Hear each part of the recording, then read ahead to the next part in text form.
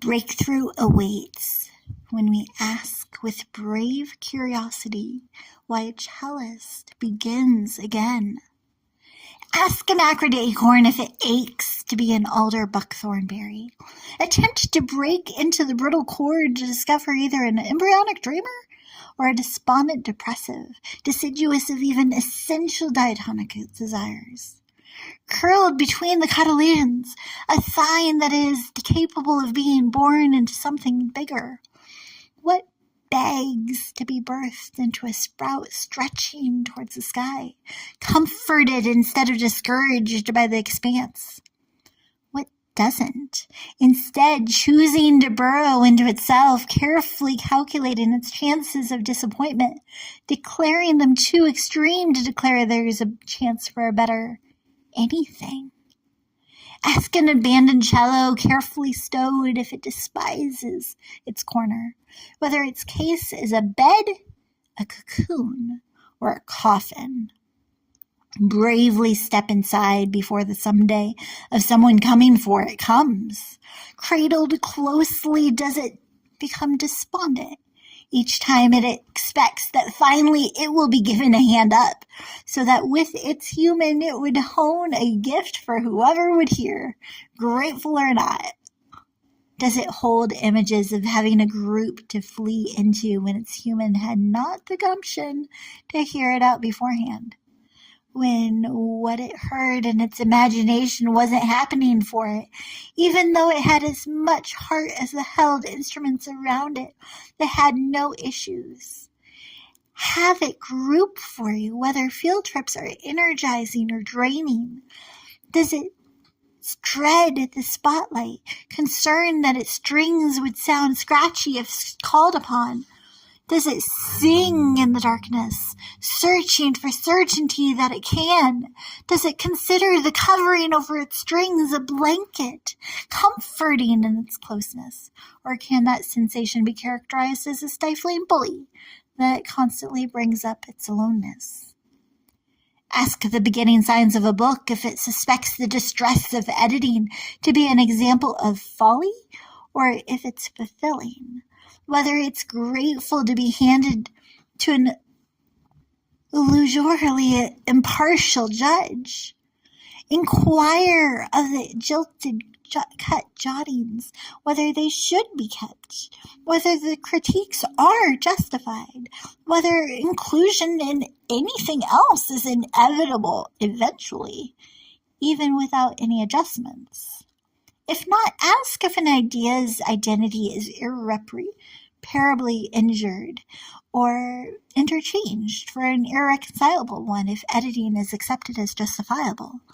What kind of cuts can be considered without compromising the core? Characters commonly change between the beginning of the book and the conclusion. But can a character's blossoming before a book comes into contact with a bigger audience than the author also be considered crucial? How big of a switch can occur before admitting its altogether Antipodean assignment? Is it better to act as if you're beginning again versus acknowledging all that had been before?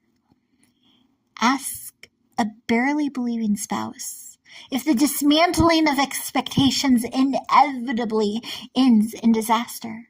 The choices sort of solidify into clear and secret contracts that seem so stuck to the starting covenant that it's assumed that to break the unassigned amendments is akin to breaking the actual agreement.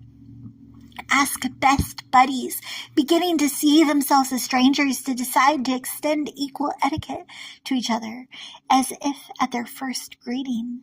Have them inquire about the initial items that all have to go through at first, about families and employment and daily schedules.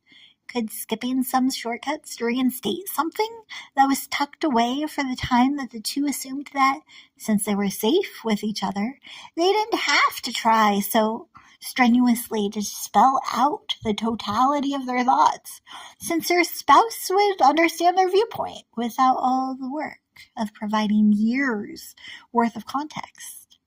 would explaining the years that they experienced with and without each other, as if we're an exhibition to be gazed at by those not connected directly or affected emotionally, elucidate factors not generally held in high regard?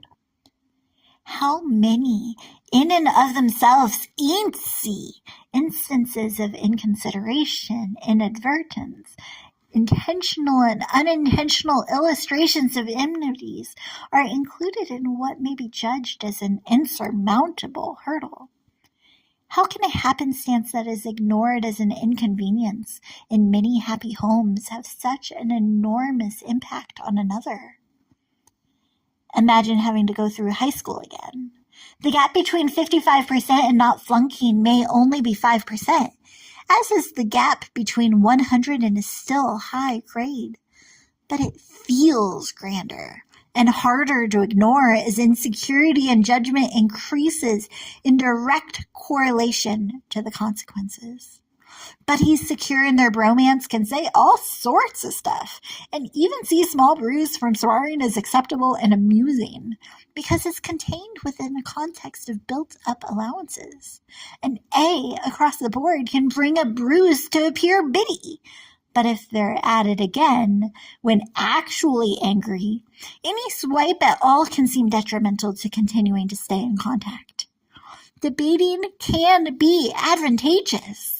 But can a couple call a ceasefire during sparring sessions that start to stray from something to bring them both closer to beating aims, both their own and combined, into instead beating up one another? Ask them to articulate whether they spar to spur each other on, or if they are attempting to accomplish an altogether alternative aim. Ask them about what they believe that is. Ask an abstract artist to build a blueprint beforehand of how her art will appear. Analyze her answers against the actual and assert that she adapt any accidental adjustments until they are again in alignment with the assignment. Ask her about the attacks of anxiety, the apprehensiveness about even attempting what she had before craved, her agitation about any and all advice, even though beforehand she asked for admonishments, because it once appeared better to be aware of how bits could come across. Acknowledge that her art isn't alive anymore, and apologize.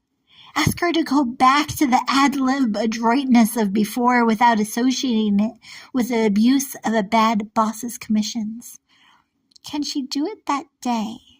Or could the days where she struggles to see creativity as her calling stretch far beyond the controlling commission's expiration dates? Can she be cherished back into aliveness? And is it bad if it can be a while? How does one's approach affect another's ability to believe they are allowed to abandon the blockades built up by bad circumstances? Command to come or call out softly to a scared stray. Belittle or belabor at an assignment with an already burdened child becoming apathetic to it all. Arrest or assist one whose bed was stripped away by a bad series of circumstances they could or couldn't somewhat control. Be careful when questioning a cellist beginning again at an art almost absolutely left behind, surrounding whether she despises scales. Don't criticize when a couple of weeks or months or years go by where the answer is yes. So I'm staying away. But bring her back to that sense of surprise at the sound, the satisfaction of being able to say something in a sonar range not regularly realizable.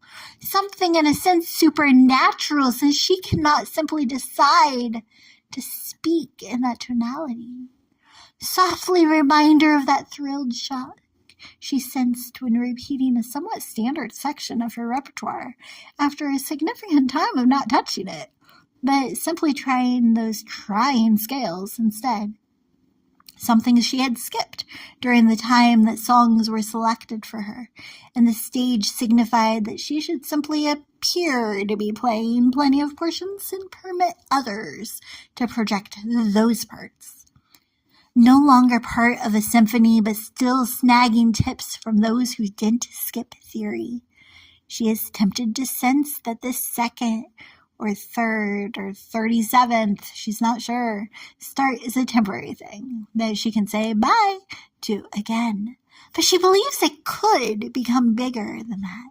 She's beginning to believe all who articulate that they'd appreciate being able to be a bystander to the adaptation of an atmosphere, because they can't simply decide to call out that deeply either. Encourage her to find and expatiate back the echoes, not of a forgotten era, but of an experience being enjoyed by an entire federation in this epoch, this day, this current second. She may be scared of being seen, but someday, believably someday soon, she'll be so awed by the sound that she'll crave to share it.